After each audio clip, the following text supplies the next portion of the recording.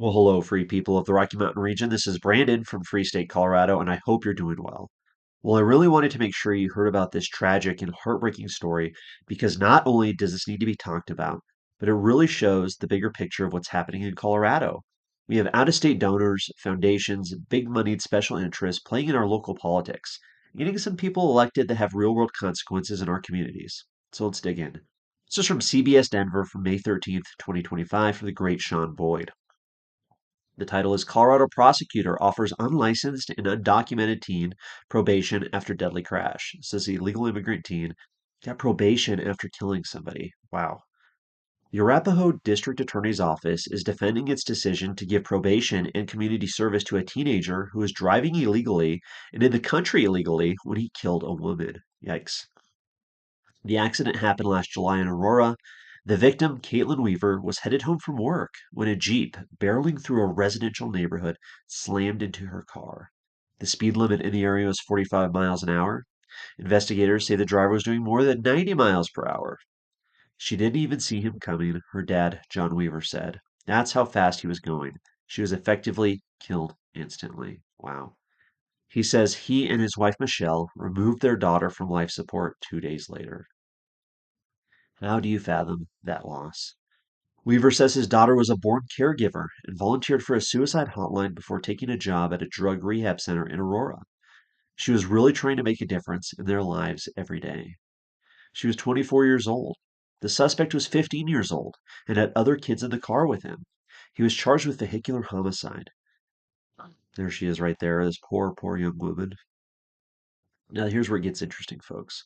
Weaver says the prosecutor initially promised to pursue the maximum sentence of 2 years in youth corrections. The DA's office said this would be a no plea deal case, so they were not going to offer anything, any concession. That changed, he says, when the Arapahoe County District Attorney's Office changed hands a few months later.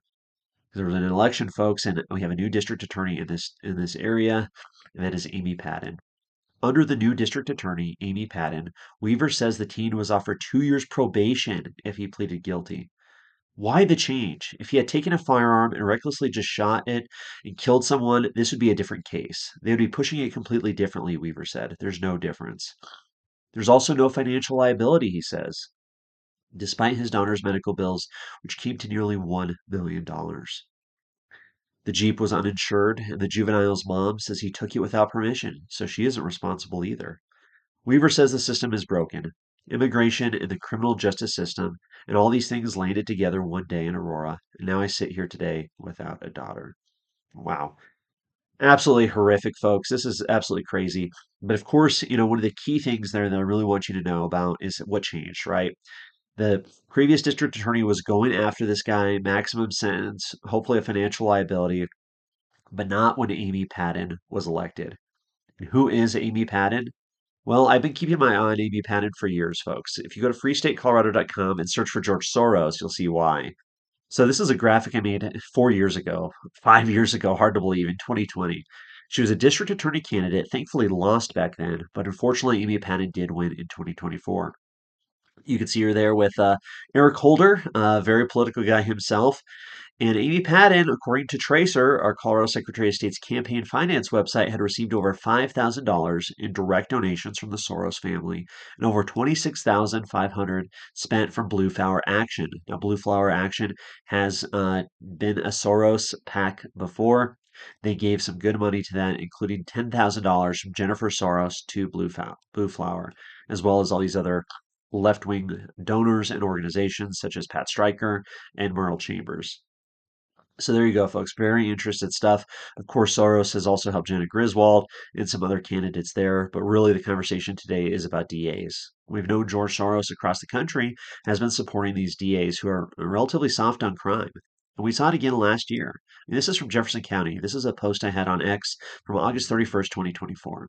The widow of a Colorado man killed by an illegal immigrant trucker is outraged as he faces just a year in prison after being charged with and pleading guilty to mere minor traffic violations.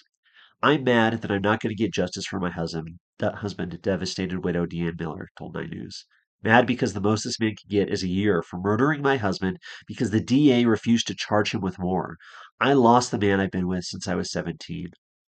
Her husband, 64-year-old Scott Miller, was killed in June when a semi driven by 47-year-old Ignacio Cruz Mendoza veered out of control and dumped a load of steel and iron rods across Highway 285. So here we have another illegal alien killing somebody in Colorado and getting just 1 year in prison because they only got him on minor traffic violations. Well, who was the DA in that case? Obviously, this is a little bit different, but it is Alexis King. Alexis King over there in Jefferson County, and she's been around for a long time. But guess who supported her as well? Blue Flower Action in her 2020 campaign.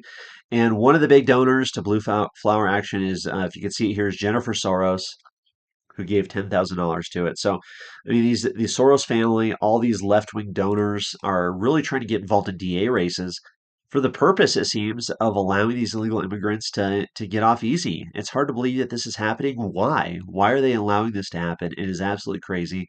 Absolutely shocking. I mean, you could look at these numbers yourself, folks. If you go to the Tracer website, tracer.sos.colorado.gov, and you can see who spent money on Amy Paddon's campaign. This is just from 2024. Of course, you can see the Arapahoe County Democratic Party spending $17,000 in advertising for her campaign. Amy Paddon's campaign herself spending $20,000 here, another $2,000 there. And then the Colorado Working Families Party, IEC, 15,000, 11,000, 12,000, 2,000. Another cutout, another left-wing group that's funded by out-of-state donors. The Colorado Working Families Party is primarily funded, of course, as you can imagine, by the Working Families Party National. So, not to dig too deep of a rabbit hole, or to draw these connections here, but you got to understand there's this vast network of left wing donors and foundations and organizations and nonprofits. Here we can see in 2024, $100,000 coming from the Working Families Party National to the Colorado Working Families Party IEC here locally. And of course, a lot of that money seems to have gone to Amy Paddon's campaign. Now, if you do a little bit digging further for this Working Families Party, OpenSecrets.org shows here that they've gotten money from the Tides Advocacy, the Tides Foundation, $2 million in the last 3 years from them.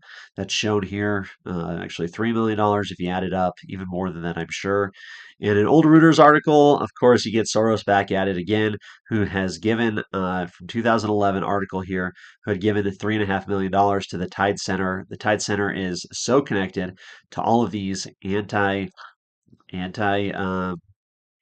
criminal justice, I guess is a way to put it, but pro illegal immigration groups across the state, across the country, including these DAs here in Colorado. So here we have, folks, we have two district attorneys here in Colorado that are within the last year. I mean, these are recent things. This isn't like years and years ago. Not digging up old history here. We have Alexis King over in the Jefferson County area, supported by the Soros family, letting off an illegal immigrant just last year who killed a man.